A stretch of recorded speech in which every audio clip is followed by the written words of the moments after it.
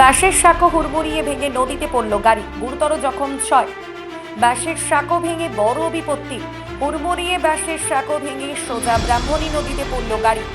অল্পের জন্য প্রাণে বাঁচলেন যাত্রীরা, গুরুতর জখম হয়েছেন ওই গাড়ি চালক সহ মোট 6 জন। ঘটনাটি ঘটেছে রবিবার মুর্শিদাবাদের নবগ্রামের জাফরপুর ঘাটে। ঝুঁকি নিয়ে অবৈধ পারাপারের অভিযোগ উঠল এলাকারই কয়েকজন অসাধু ব্যবসায়ীর বিরুদ্ধে। স্থানীয় সূত্রে জানা গিয়েছে, রবিবার বিকালে সেতুর উপর দিয়ে একটি ছোট্ট চারচাকা গাড়ি পারাপারের সময় সেতুটি আচমকাই ভেঙে পড়ে। ফলে গাড়িটি নিচে ব্রাহ্মণী নদীতে পড়ে যায়। গাড়িতে থাকা যাত্রীদের মধ্যে বেশ কয়েকজন আহত হন। দুর্ঘটনার খবর পেয়ে স্থানীয়রা তৎপর হয়ে আহতদের উদ্ধার করেন। জখমদের দ্রুত 5 গ্রাম ব্লক প্রাথমিক স্বাস্থ্য কেন্দ্রে নিয়ে যাওয়া হয়। সেখানেই তাদের চিকিৎসা চলছে। আহতদের অবস্থা স্থিতিশীল বলে জানা গিয়েছে। বাঁশের সেতুটির পরিবর্তে ওই স্থানে স্থায়ী এবং নিরাপদ সেতু নির্মাণের দাবি উঠেছে। নবগ্রাম থানার পুলিশ বিষয়টি তদন্ত করে দেখছে। পাশাপাশি দোষীদের বিরুদ্ধে কঠোর ব্যবস্থা নেওয়া হবে বলেও আশ্বাস দিয়েছে।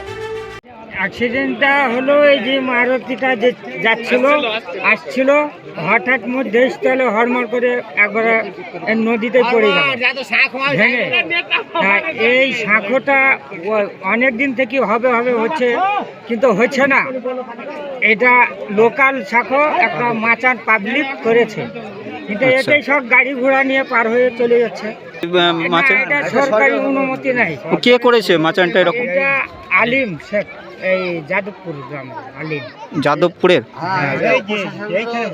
খড়গ্রাম থানা।